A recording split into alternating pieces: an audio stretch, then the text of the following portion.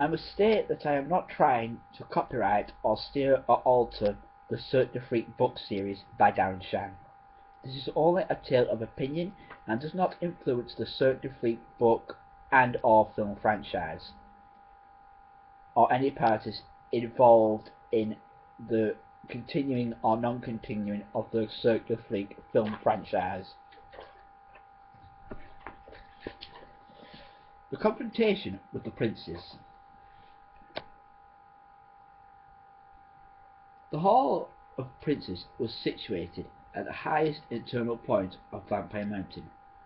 There was only one entrance into the Hall of Princes, and Darren would later learn that the doors leading into the Hall of Princes could only be opened by a vampire prince. The doors were big and brown and heavily guarded by vampires.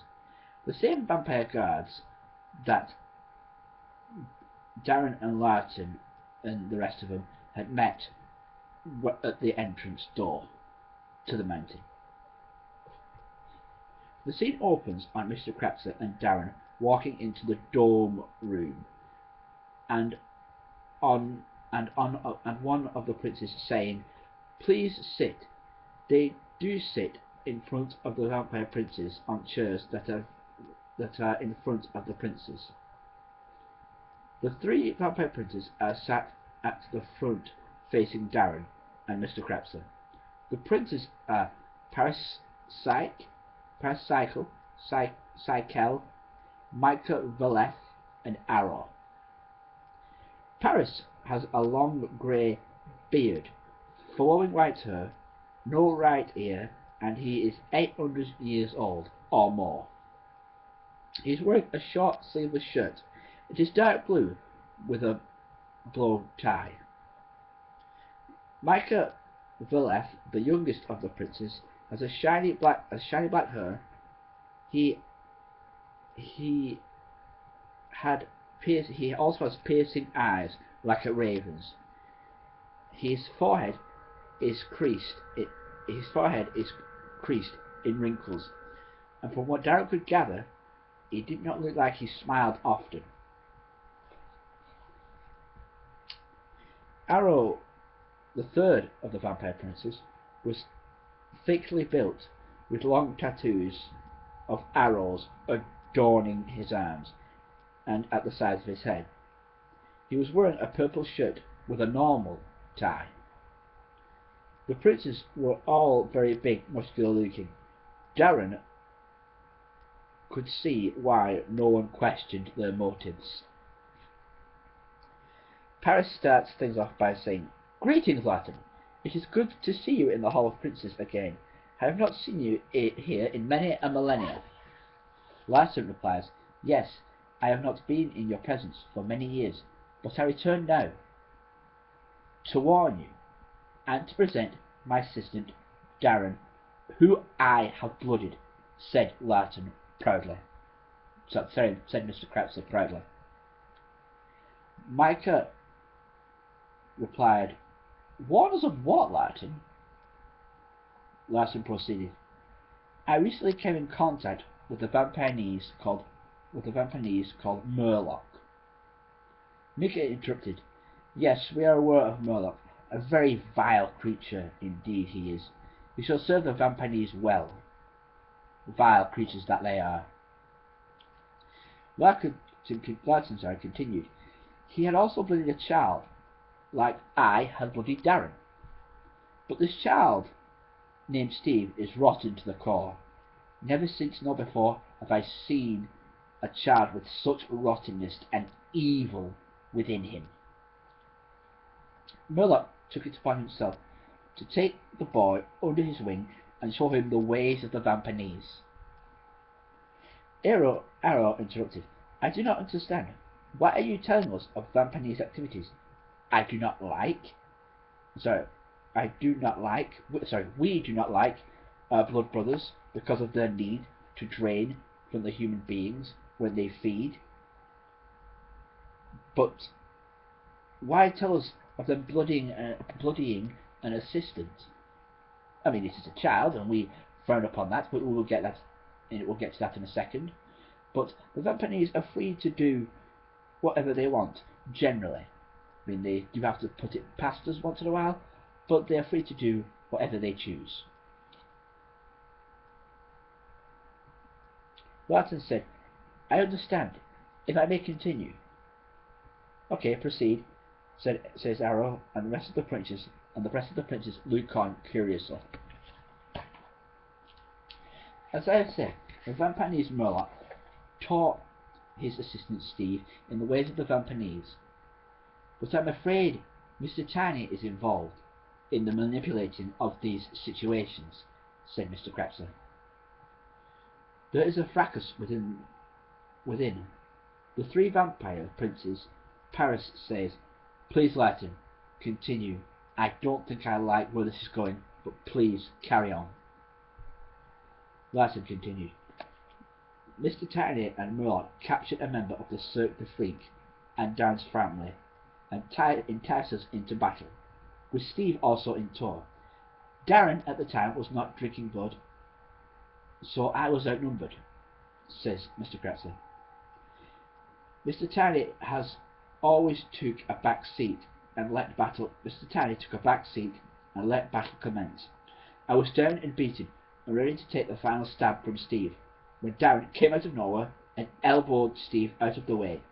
He must have got some blood from someone, be it from a member of the cirque or his family. It was Rebecca, my girlfriend. Well, was my girlfriend, muttered Darren. Era said, Well, at least you eventually helped, even though it is a little bit too late.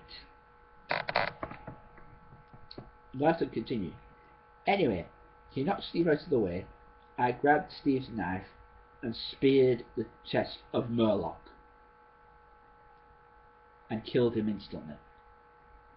The truce of not killing one another and interfering in one another's business is over. War is on the cards, and a war that I don't think we can win, finished Latin. The room fell silent for 2 or 3 minutes. Mika broke the silence and said angrily, Why, damn that Des Tiny interfering in her affairs. He can't keep his big nose out of her business, can he? Chill, Mika, says Paris.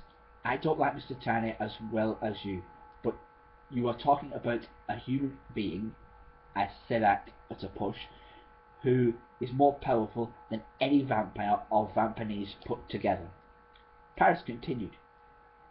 Now I know we do not want to fight our blood brothers, the Vampanese, but if that's the way it has to be, then so be it.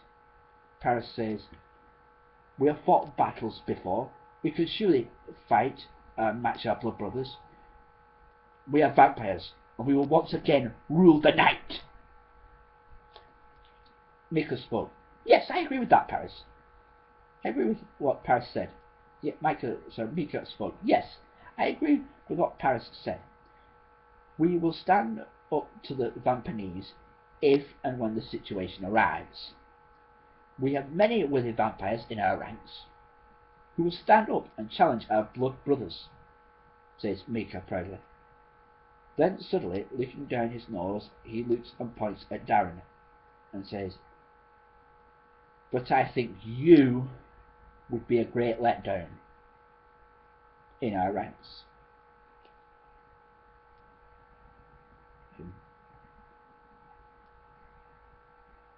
Darren was taken aback by this outburst, but not that surprised. He could hurt a fly, let alone a Vampanese. Larton interrupts and speaks on Darren's behalf. My assistant Darren will be a great addition to the ranks as time goes on. He is young. He is at times naive, but his bravery and honesty and his willingness to never give up are great. Era was also in the room. From somewhere in the back of the room, Era stands and shouts out, I recently had a sparring match with Darren, and I've heard him to be very courageous, and although he lacks skill I found him to be very worthy of our ranks, and a great addition to the vampire race as time goes on.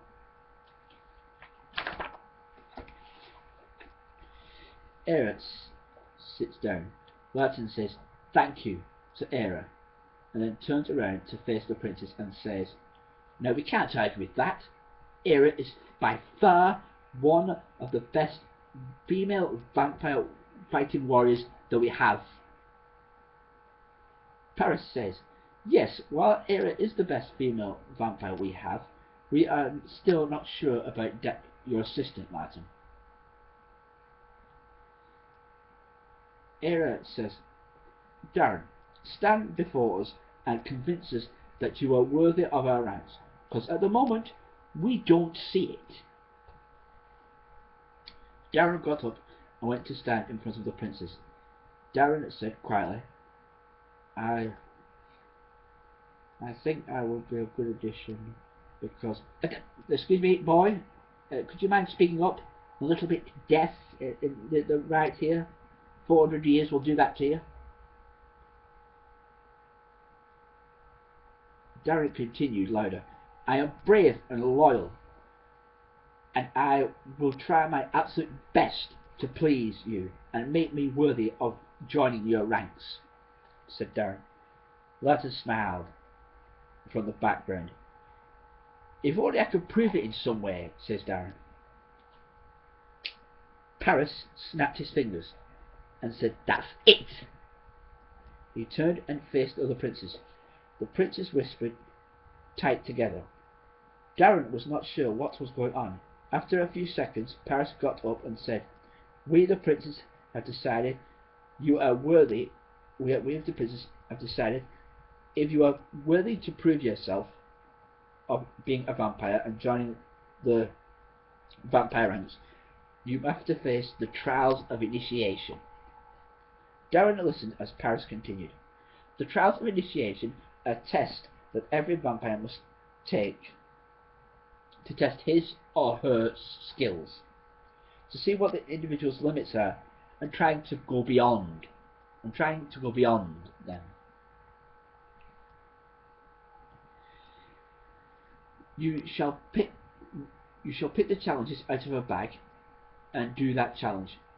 Now, with the help of Cruder Sumalt, we shall take out the challenges that are way above your ability. You will get a day to rest between each trial. Do you agree to these terms and take on these challenges, Darren?" finished Paris. Darren was unsure by the sudden statement, but went with his instincts. Darren replied, "Yes, I will take on your challenges. Will I need a pen and paper?"